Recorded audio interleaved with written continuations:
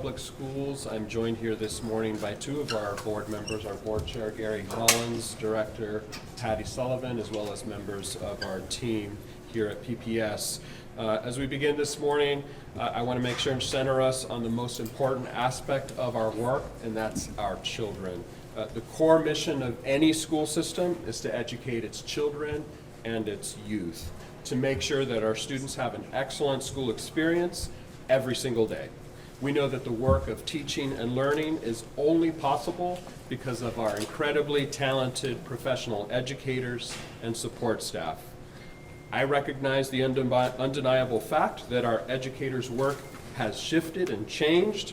As educators, we know our students now need more support than ever to address pandemic learning loss and mental health.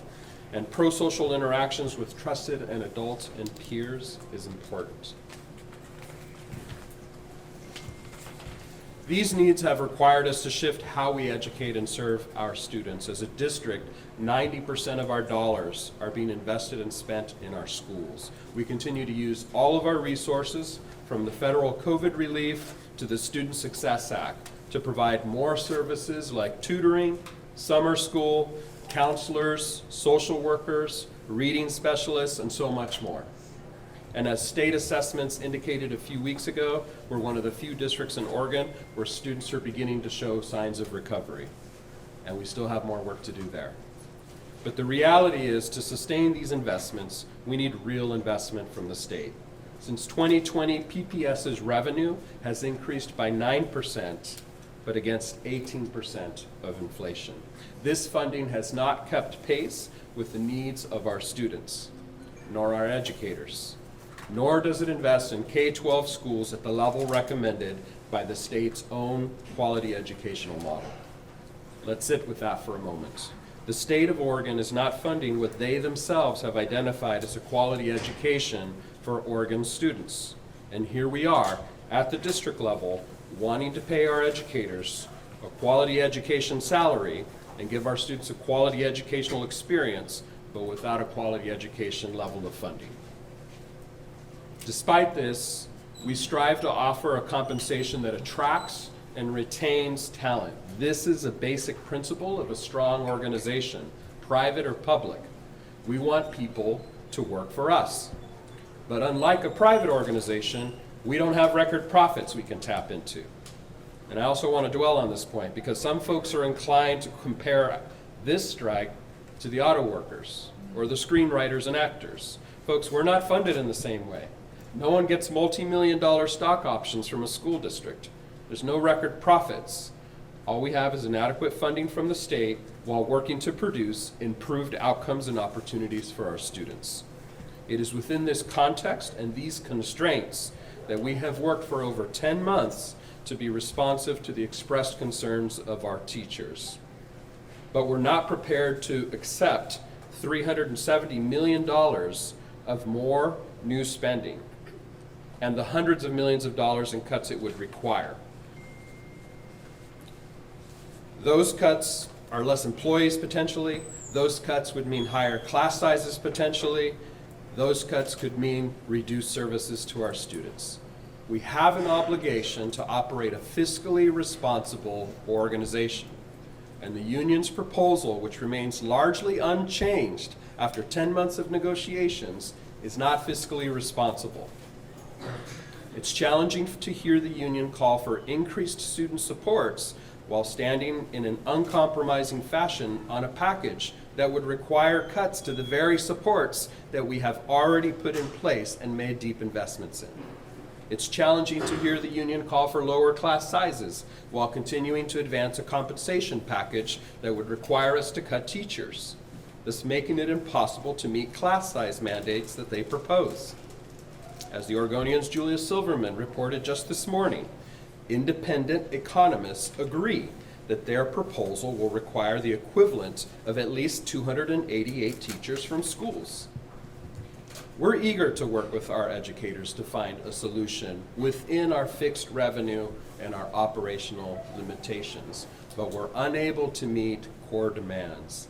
That remains the case, strike or no strike. And I'm going to be happy to take any questions, as well as my team, regarding the services we're making available to our students during these school closures, and any questions related to the bargaining process overall. But before I turn it over to all of you for questions, I'm going to invite my board chair, Gary Hollins, to share a few thoughts as well. Thank you, Superintendent. Today is not a day that, is a celebration for anyone. Our kids are suffering, our teachers are suffering, our community is suffering. We wanted to make sure that we understand that from a board level, we look at all of us as a family. We have two family members who are not being able to negotiate on terms. We hear our teachers. This is something I wish that was just happened since October or January of this year, but this is something that has been accumulating over the last decades when we start looking at the inadequate funding that we have as a district and as a statewide funding levels. When we are talking about hearing our teachers, yes, we understand they're at a breaking point. They're fed up. The type of learning has changed. The type of teaching the teaching has changed, and they want to be heard. We absolutely agree with that. And at the same time, we're trying to meet those needs with the inadequate funding that we have been given, not just this year, not just this biennium, but the biennium after biennium after biennium. If we were looking at our quality education model as the truth versus just words, we wouldn't be in this problem. We wouldn't be having this problem down in Salem with they're coming up with this issue as well. And so as a board, we are really looking to making sure that we have both our family members come together and figure out how do we not only honor our teachers, but also making sure we can do that under the requirements and the limitations that we have. Thank you. At this time, we'll be happy to take any questions from, yes, sir. Gracias, Superintendente. ¿Qué significa esto para los estudiantes y qué opciones van a tener ellos?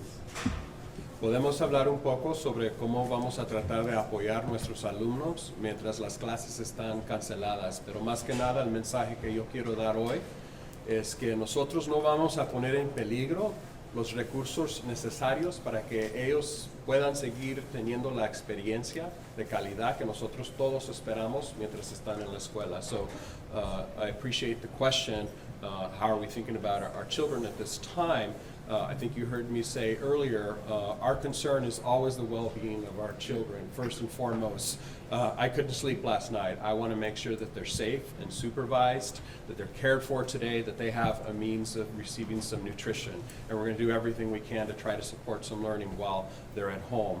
But this is exactly why we see the dilemma that we're in here is that we want to continue to preserve a level of resources and investments in supporting their continued opportunities and supports. We know that there's a lot of academic and non-academic needs at this point by our children and our youth. So thank you for the question.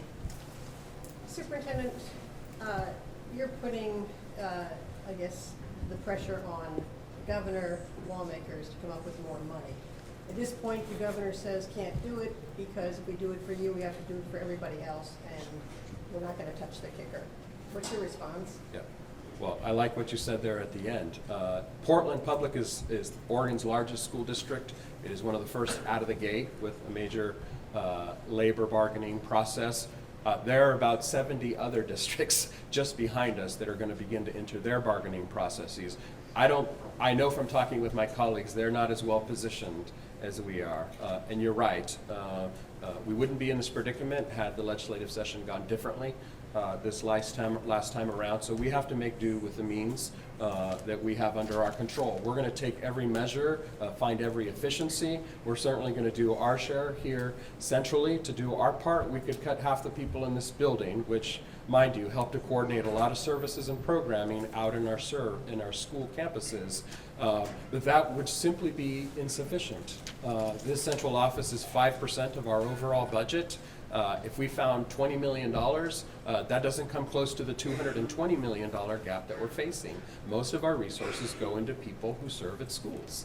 And so either you have more members or more compensation or lower class sizes. You can't have them all at the same time given the size of the pie that we have to work with. So I wanted to say something to that. the excuse of we don't have more money is not acceptable. When we make things a priority, we find the money. So I think the state needs to find the money, come back in the session, and figure out how do we fund our most precious commodities, which is our children.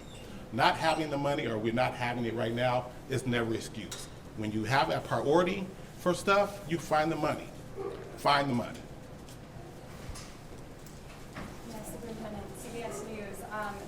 A sticking point of the union has been that the district has surplus revenue every year that it says could be better used going to the classroom.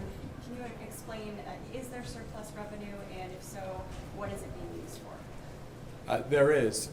We saw some record investments post-pandemic with federal relief monies. We invested those dollars in direct services. You saw Portland provide for a second summer the most extensive and robust menu for our students. We invested in schoolwork, social workers, counselors, etc.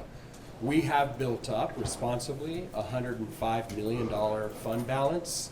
We are expending half of that amount because we made the decision to hold on to several dozen additional teachers this school year and reinvested those back in our schools. That leaves $40-some million left in our reserves.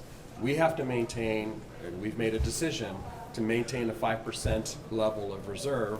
We want to maintain our credit ratings and other. We can't create non-sustainable recurring investments with these one-time monies. So yes, we have a current level of resources, but it's being spent this year, half of it, directly in our schools and on educator positions. Yes. Superintendent, there is criticism from the union that the administration at PPS is bloated. There's too many administrators soaking up funds that could go towards teachers and the classroom. What do you say to this accusation? It is true that we are about a dozen administrative positions up here in this building. Those 12 people are out at schools every day helping to network our social workers, our instructional coaches, and other roles out on campuses. They are directly supporting newly hired members, providing services to either adults or students. So we will, as I mentioned earlier, be taking a careful look at what reductions and efficiencies we can identify here. There will certainly be some reduction of administrative positions. We'll certainly take a deep look at who we contract with and which are going to be the most essential services moving forward. So it's worth mentioning, since we're talking about the increase in positions, that even though Portland Public Schools enrollment is down almost 4,000 students, we added 157 teaching positions as well. So think about how sustainable that is. That is the priority that we made for this current budget year, and we are glad that we did that. Our students deserve it. You said that the state funding is lacking. The legislature this session approved a record $10 billion roughly for K through 12 schools. Are you saying that that hasn't been enough? Not at all. They have a QM model that they come up with and what is adequate funding for schools. I believe it's around 11-something billion dollars or almost $12 billion. Well, when you don't give us what you say we need, how can you ever say it's adequate? If you're telling me that, you know what, it's going to take $12 billion to educate our kids the way we want to educate them, 10.3 is not record-breaking. What it is just an inadequate funding model for what you said we need. When you don't give us what we need, we can't get to the expectations you asked for. So again, we're appreciative for the additional installments that we saw this last spring and summer, which came late and made it very difficult for districts to budget accordingly. It still fell short. Those revenue streams still left a structural gap, not just for Portland Public Schools, for my colleagues up and down I-5 and across the state. So it is a record level of funding, and yet we have districts that are operating this year burning off their federal relief monies. I fear for what will happen because they don't have the reserves that we have at the end of this school year. I spoke with a parent yesterday who has a student in an IEP program. She's concerned that the district's plan to identify paraeducators to teach them online. She doesn't think it's a good plan for her first grade student to have online tutoring with an individual they've never met before. She also has concerns that these paraeducators are part of a different union and they might be crossing a picket line. Can you speak to that? I share our family's concerns of students with special needs. There is no substitute for a highly trained and qualified special educator who can provide that kind of specialized instruction and support. I want to invite our Chief of Student Support Services, who oversees our special education department, to speak a little bit about how we're attempting to support or at least be present for our students during this time. Yeah, good morning, Jay Buno, Chief of Student Support Services. Not only are we concerned about our students with disabilities who have significant needs, we're concerned about all of our learners who are struggling in our classrooms. And so we've tried to design a supplemental program that supports their continuation of learning. So we want to reinforce and provide opportunity to experience practice with skills that they have been working on in the classroom. And that is the work that our paraeducators and our educational assistants do on a day-to-day basis. And so what we are trying to do is create the opportunity for the families who wish to access it. In no way is that intended to be a replacement for special education services. And as we begin to solve this issue, we will have to and will engage in conversations with our families through the IEP process to discuss what may be needed as a result of this interruption in learning for the So you're students. saying they're not crossing a picket line? I do not believe that they are not crossing the picket line in the sense that they are continuing to be engaged in work, and it is work that they would typically do on a day-to-day basis with our students in a different format. So, We have Chief of HR, Chief of Sharon HR. Reese, can speak a little bit about the various employee groups during this time. Hi, good morning. Sharon Reese, Chief of Human Resources. I want to clarify that our paraeducators, our educational assistants are part of a different union group. That means they're not crossing a picket line because there's no a picket line for that bargaining unit. So we learned during the pandemic and on day one of this strike, there is no substitute for in-person learning. This is why we continue to beseech our labor partners to remain at the table and participate in an exchange of proposals. We shared another package of proposals yesterday. We were there morning, noon, and night. Our state mediator has asked us to come back on Friday morning. We hope that they will be there with us and that they have a counter proposal to what we've put in front of them. It represents over $120 million of investments in the compensation and the conditions for our teachers, and they deserve every dollar. And we have to be responsible with what we can sustain without putting this school system in any kind of financial trouble. Any more questions? You said mediation on Friday. Are there any other scheduled mediations beyond that, or is there one tomorrow? She asked us to remain on standby throughout the weekend, and we're ready, willing, and able to be there all weekend or however long it takes to get our students back in class. En español. En español. Hay muchos niños que dependen de la comida que comen en la escuela. ¿Cómo van a muchas familias que dependen de esa comida de los niños? Bueno, no hay una prioridad más importante que asegurar que nuestros alumnos tengan alimento. Tienen que comer. Y muchas de nuestras familias dependen de los alumnos que cuando vienen a la escuela no solamente están recibiendo aprendizaje, pero también almuerzo, desayuno. So we do have, the question was, how are we ensuring that our families, our students maintain access to nutrition? We are distributing meals Tuesdays, Wednesdays, and Thursdays, I believe, and they are getting bundles of nutrition so that they are not going hungry, please, hopefully during this time. Así que en nuestras escuelas están distribuyendo comida los martes, miércoles y jueves. Están recibiendo paquetes de comida para que tengan algo en casa. Y por favor, look at our website for those hubs. If you had a PPS parent standing right in front of you and they're having to deal with taking off work, finding food, what would you want to say to them right now? We're doing our best to make sure that our schools don't experience any more of a disruption. That we believe it's important for us as representatives for the school district to remain actively engaged with our teachers union. We hope that they will show up. The adults need to resolve this at the table. We hate to see our students lose any instructional time, never mind all the other supports that they count on, whether it's nutrition, mental, or behavioral health. They can't receive those things, never mind quality instruction if they're not in class. To our families out there, we are here with urgency in this very serious matter to resolve this as soon as possible. Director Collins, Chair Sullivan, I have a question for you guys. As you know, some other large West Coast school districts, Los Angeles, Seattle, Oakland, have agreed to quite generous, compensation packages, et cetera, for teachers' unions recently. I'm just wondering, as board members, do you feel the board is united in not wanting to go too far into deficit spending? Yes, I do think we're united. We all have slightly different approaches to what we think is the most important in education, but we all feel we have to stand together. We don't want to end up cutting a lot of teacher positions next year. And it really is, we're really a pretty united board considering our, where we come from. I'm a retired teacher. I really care about teachers getting what they deserve. And I retired 22 years ago, so this is a different life now. I know it's way harder now. So I appreciate what teachers need.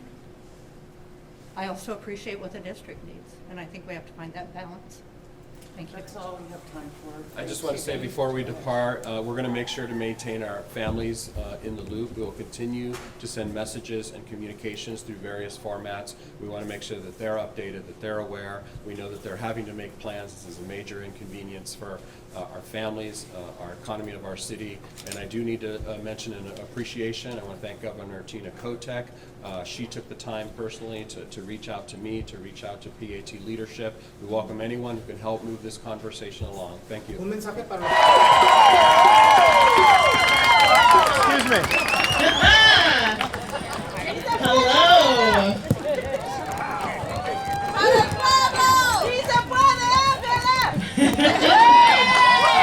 Hello, Portland. My name is Angela Bonilla, and I'm honored to serve as your PAT president. Just quick question. Who are we? PAT! Who are we? PAT! Who are we? PAT! Whose schools? Our schools! Whose schools? Our schools! Whose city? Our city! Whose city? Our city! That's right! I hope y'all are feeling the love right now. The love and the support and solidarity of educators, our school families, our union allies, our community members, they're all here. We are making history in Portland today. This is the first ever teacher strike in the city of Portland. And we are on strike at 81 schools and programs across the city. We are on strike so that all 81 schools and programs and every Portland public school student gets more resources, more one-on-one time with educators in smaller classes, clean and safe buildings, the lessons and feedback that come from educators having more planning time, more special education teachers and supports, and more mental health specialists. We're fighting for these things because we've seen the impacts on our students, our community, and our colleagues. We've seen students' needs go unanswered and unsupported for far too long. We've advocated at the district listening sessions, we've gone to the planning meetings, we've gone to the school board meetings. And a wise person once told me that those closest to the pain are closest to the solution. We have been at the bargaining table since January for these issues that matter most to our members and our community. We brought members to the table to share their experiences and to emphasize the need for a transformative contract. And yet, PPS managers refuse to listen and believe the workers, the students, the families, and everyone who's living this reality every single day. They gonna listen now, huh?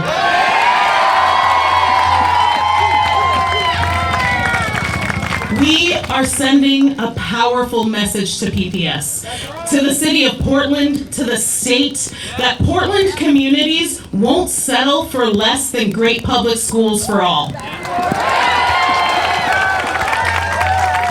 And this isn't just about one contract. This is about the future of our school district and our city. Our schools are the hubs of our neighborhoods and communities, and it is time that we are staffed and funded with that reality in mind. We can build up our staff and resources. We can make sure students and families have what they need to thrive. We can welcome students into clean and well-maintained, fully staffed schools. Or the other option is that we believe people like Jonathan Garcia and other district officials. We can just accept the status quo of underfunded schools with bare-bones staff, burnt-out educators, declining enrollment, and students whose needs go unmet. But that's not acceptable to me. Is the status quo acceptable to y'all? Are you and your students willing to settle for less? No! That's right. This ongoing pandemic has taught us that we have a greater capacity to care for each other and support each other than we've been led to believe. It's taught us that when society deems it necessary, we can rearrange entrenched systems at the drop of a hat. It has taught us that a better world is possible if we just stand up and fight for it. So Sonia Renee Taylor states that we will not go back to normal. Normal never was. Our pre-corona existence was never normal other than we normalized greed, inequity, exhaustion, depletion, extraction, disconnection, confusion, rage, hoarding, hate, and lack. We should not long to return, my friends. We are being given the opportunity to stitch a new garment, one that fits all of humanity and nature. We demand that the district join us in stitching this new garment. We demand that they create a budget that diverts resources from the central office to our schools. We demand that they restore special education positions, restore classroom educators. We demand that they provide educators with what we need to do well by our students.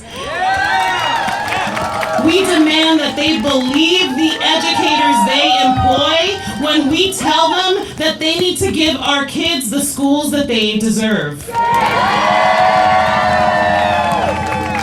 And there are going to be naysayers. There's going to be people who want to scapegoat teachers. People who believe PPS's misinformation and say that educators should just sit down and accept what's given to them by those in power. Trust, those are a small minority. And to those critics, I want to make sure they know that we're fighting for their kids too.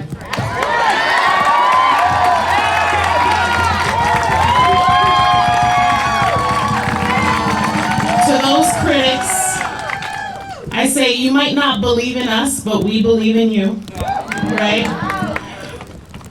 Ooh, that paper is starting to rip. We believe that we can do hard things, and we need to do those hard things in order to win those great public schools for our Portland students. And we know that the parents and public overwhelmingly are with us today and in our movement for great public schools.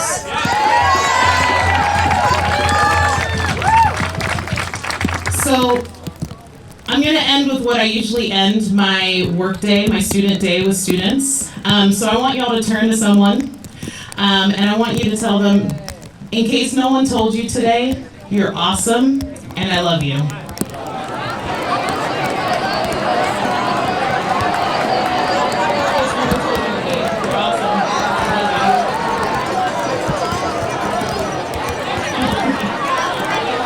Thank you.